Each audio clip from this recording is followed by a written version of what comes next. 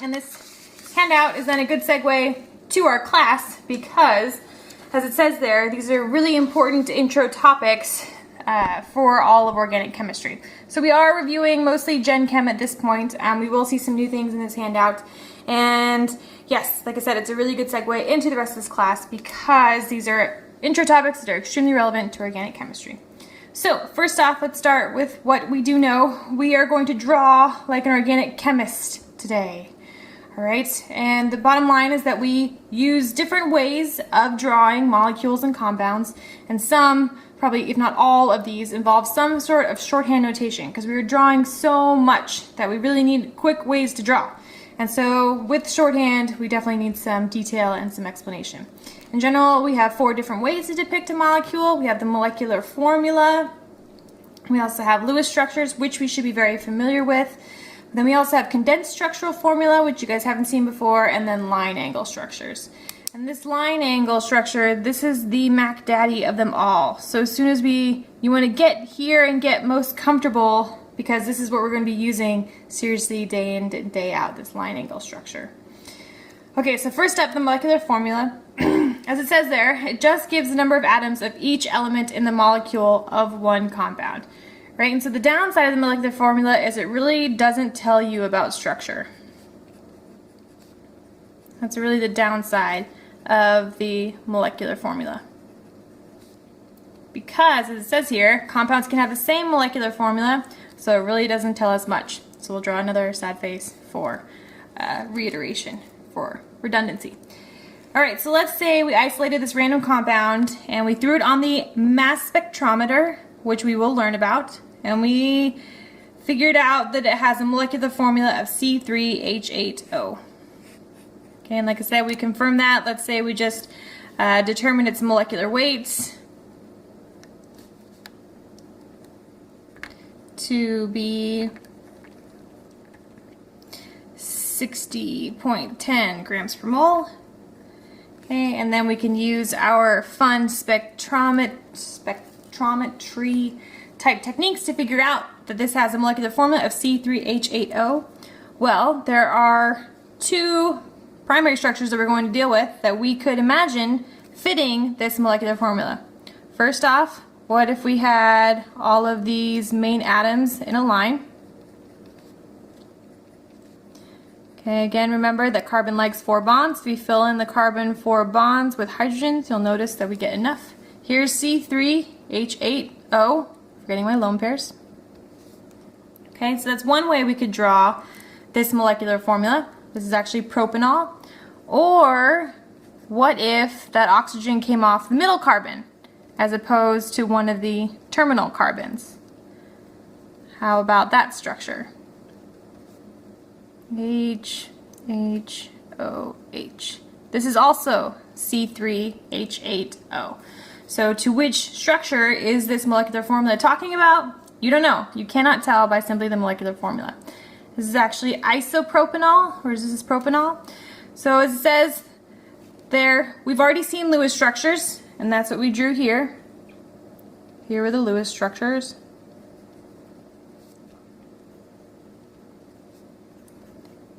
Okay, and that is where we have every single bond and every single atom involved in our drawing. Okay, and this is obviously definitely relates to structure because it is a Lewis structure, but none of this is implied in the original molecular formula.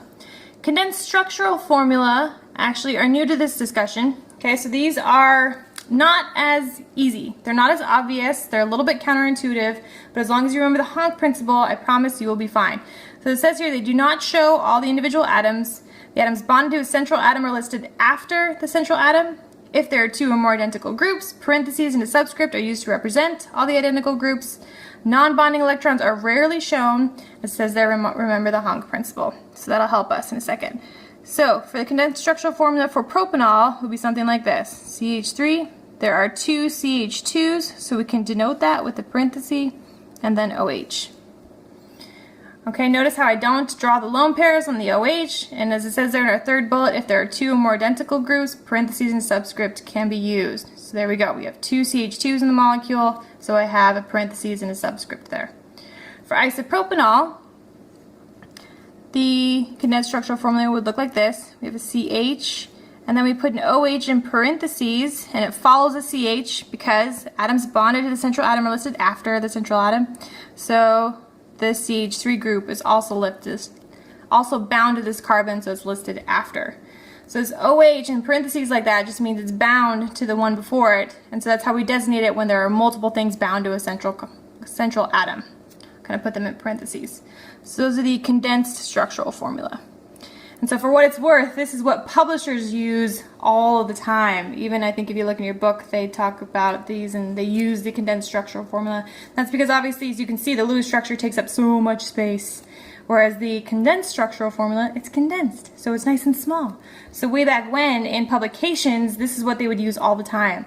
And it's just so hard. You can't really see this whole entire molecule from reading just these atoms, right? And so, I don't know, when I go back and read those old papers, I have a really hard time actually picturing the molecules.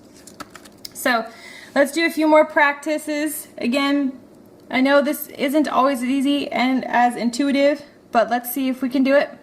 So let's say we were given this as our condensed structural formula. Okay, so here's the condensed. Can we go from this to the Lewis? This one shouldn't be too bad, because remember, just remember the honk principle. Carbon likes 4 bonds, so the CH3 should be pretty obvious. CH3, okay, next to a CH2. You guys will also notice patterns. There's lots of CH3s and CH2s in organic chemistry. Bound to an oxygen. Oxygen likes 2 bonds. There you go. And then another CH2, CH3. And don't forget your lone pairs on your Lewis structure. Okay, if you'll notice though too, we have 2 or more identical groups. You can see we have 2 like CH2, CH3s bound to that oxygen. So another way you could write this is CH3, CH2.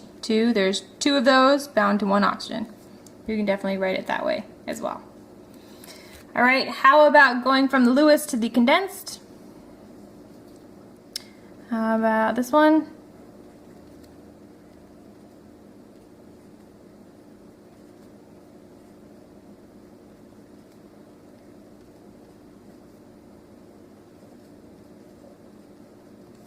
Okay, here's your Lewis structure. Provide the condensed. Sure, the condensed would look something like this. CH3, CO, CH2, CO2H. Okay, and that definitely is somewhat counterintuitive because again, we just wrote CO. Okay, because again, we don't draw all of the individual bonds.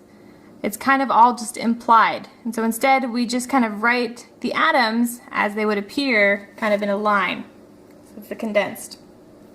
And again, this doesn't seem all that obvious, but after practicing, I promise it will become easier. Okay?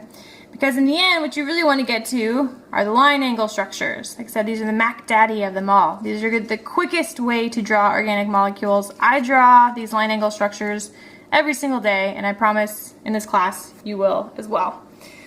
So these are probably the most complicated, but again, practice, and you will get it. Here in these line angle structures, bonds are represented by lines, and carbons and their appropriate hydrogens are at every angle of the drawing and at the beginning and end of a line. Whoa. Okay. All atoms other than carbon are shown, and hydrogens are only drawn if bonded to an atom other than carbon. Okay, so we don't draw CHs. Notice how many CHs there are. We're not going to draw those. Non-bonding electrons are often not drawn. Okay, those lone pairs, we usually leave them off. And these structures are what chemists use every day. Yep, the sooner you become comfortable with them, the better. Alright, so let's start with that molecule propanol, which we started with way up there. Okay, the Lewis structure for propanol looks like this. Bunch of CH2s, OH. There's its Lewis, nice lone pair. Okay, the condensed. Remember we had our CH3, we had 2 CH2s, and then an OH. That was still pretty fast, but go ahead and time me. Here's your line angle structure.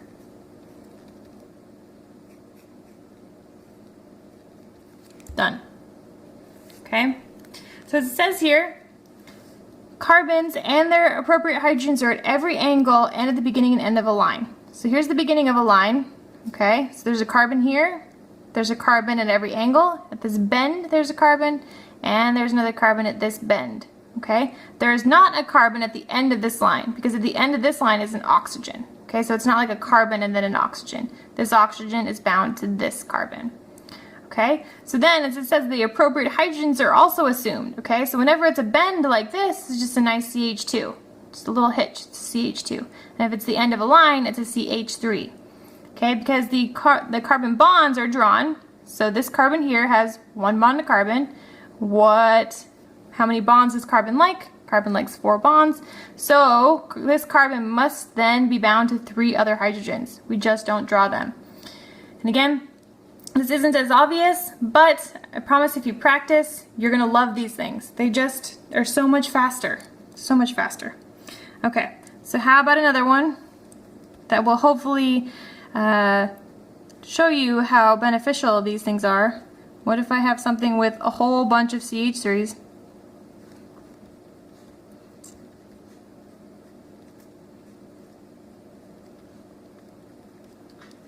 So let's use this guy as an example. Okay.